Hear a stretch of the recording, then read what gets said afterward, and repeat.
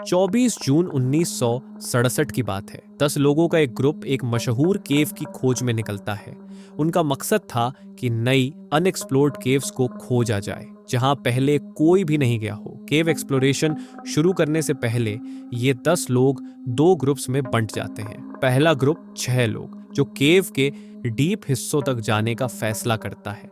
उनका target starting point से लगभग 1 किलोमीटर अंदर जाने का था। दूसरा ग्रुप 4 लोग जो केव के एंट्रेंस पर ही रहकर आसपास की एरिया को एक्सप्लोर करने वाले थे। सब कुछ एकदम नॉर्मल चल रहा था, लेकिन अचानक तेज बारिश शुरू हो जाती है। बारिश इतनी ज्यादा थी कि केव के अंदर पानी भरने लगता है। कुछ ही मिनटों में केव में बाढ़ जैसी हालत हो जाती है। डीपर पॉइंट पर गया ग्रुप बुरी तरह अंदर ही फंस जाता है, पर जो आगे हुआ वो किसी बुरे सपने से कम नहीं था। हेलो गाइस, स्वागत है आपका एक और इंटरेस्टिंग वीडियो में, जहां हम आज एक खौफनाक और सस्पेंस से भरी केव ट्रेजेडी की कहानी लेकर आए हैं। तो बने रहिए हमारे साथ, क्योंकि आगे जो होने वाला है वो आपको हैरान कर देगा। कहानी की शुरुआत होती है 24 जून 1967 को, जब 10 दोस्त इंग्लैंड के यॉर्कशायर डेल्स में मौजूद मॉसडेल केव को एक्सप्लोर करने निकलते हैं। इन दोस्तों में से 6 लोग केव के डीपर सेक्शन तक जाकर नई केव्स खोजने का फैसला करते हैं, जबकि बाकी 4 लोग एंट्रेंस के पास ही रुककर बाहरी इलाकों को देखने का प्लान बनाते हैं। 6 लोगों का ग्रुप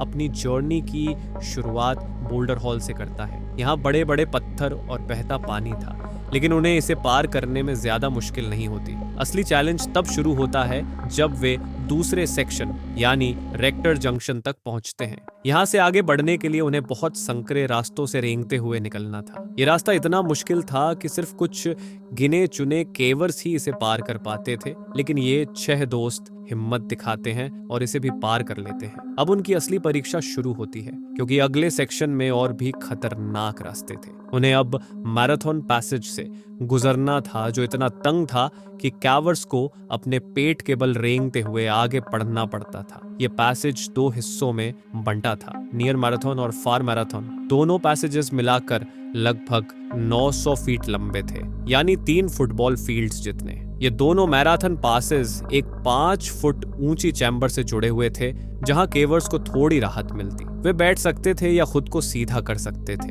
लेकिन आगे बढ़ने के दौरान इनके पास पीछे मुड़ने का कोई ऑप्शन नहीं था, इसलिए उन्हें घंटों तक बिना रुके आगे ही बढ़ते रहना पड़ता। आखिरकार जब वे फार मैराथन के आखिरी छोर तक पहुंचते हैं, तो उन्हें खुद को और भी सकरी जगह से दबाकर आगे निकालना पड़ता है। ये केव सिर्फ नैरो और क्लॉस्ट्रोफोबिक नहीं थी, बल्कि इसका सबसे खतरनाक पहलू था, यहाँ हमेशा पानी बहता रहता था।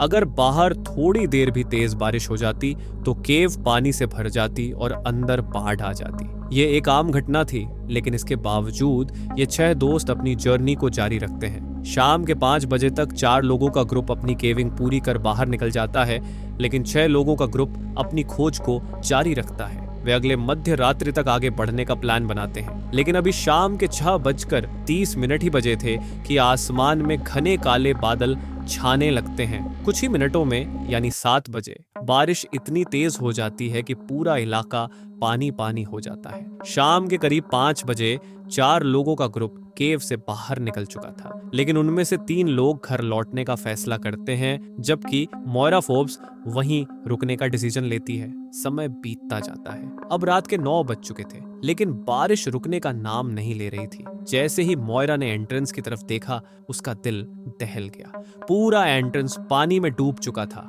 ऐसा लग रहा था मानो वहां कोई केव एंट्रेंस नहीं बल्कि एक झील बन गई हो। पानी का ये खौफनाक मंजर देखकर मोइरा के होश उड़ गए। बिना कोई वक्त गवाए वह करीब 4 किलोमीटर तक दौड़ते हुए भागी और रेस्क्यू अलार्म को एक्टिवेट कर दिया। इस बीच केव के अंदर मौजूद डेव एडमसन, जो कि सबसे अनुभवी कैवर था, स्थिति की गंभीरता को भांप चुका था। उसे एहसास हो गया कि वे एक बहुत बड़ी मुसीबत में फंस चुके हैं। पानी का स्तर लगातार बढ़ रहा था और अब उनके पास केव से निकलने का कोई रास्ता नहीं बचा था। वे सभी एंट्रेंस से 3 घंटे की दूरी पर थे और अब सिर्फ एक ही उम्मीद थी, केव के हायर चेम्बर्स में जाकर खुद को बचाने की। सबसे आगे माइकल और जेब थे, जो तुरंत केव के संकरे रास्तों को पार करके वापसी का रास्ता तलाशने लगे। पीछे बाकी 4 लोग अपनी इक्विपमेंट इकट्ठी कर रहे थे और आगे बढ़ने की कोशिश कर रहे थे, लेकिन अब हालात और भी डरावने हो चुके थे। पानी का स्तर नीचे से नहीं बल्कि सामने से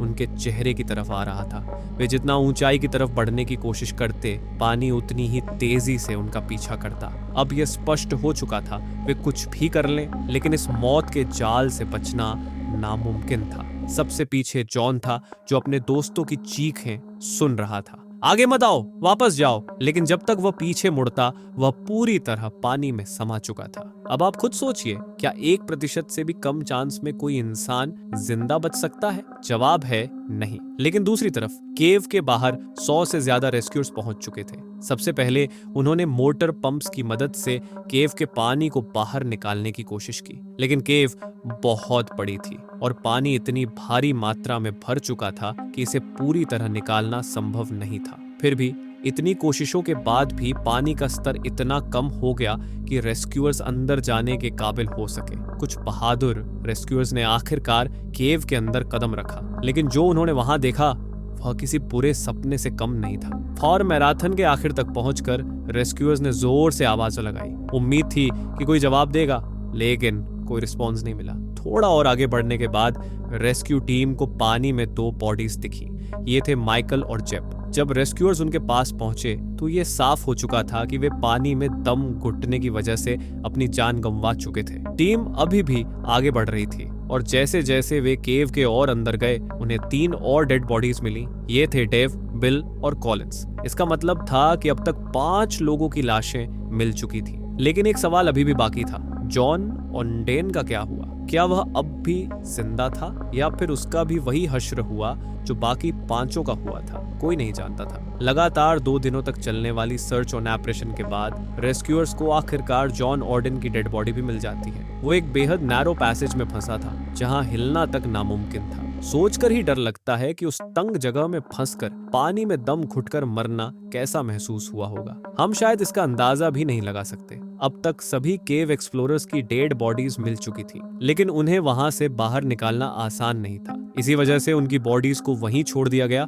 और इस केव को हमेशा के लिए सील कर दिया गया। 3 साल बीत गए। 3 साल बाद इस केव को दोबारा खोला गया और सभी डेड बॉडीज को एक ऊपरी चैम्बर में शिफ्ट कर दिया गया, जिसे सेंचुरी नाम दिया गया। इसके बाद केव को फिर से हमेशा के लिए बंद कर दिया गया। अब मॉसडेल केव सिर्फ एक केव नहीं थी, बल्कि वो 6 लोगों की कब्रगाह बन चुकी थी। वक्त के साथ ये जगह हॉन्टेड प्लेसेस की लिस्ट में भी शामिल हो गई। कुछ लोगों का मानना है कि वहां आज भी अजीबोगरीब आवाजें सुनाई देती हैं। शायद ये सिर्फ गिरते पानी की आवाजें हैं या फिर कुछ और। ये सोचकर ही रोंगटे खड़े हो जाते हैं। तो गाइस, ये थी कहानी मॉसडेल केव ट्रेजेडी की। आपको ये स्टोरी कैसी लगी? कमेंट में जरूर बताएं।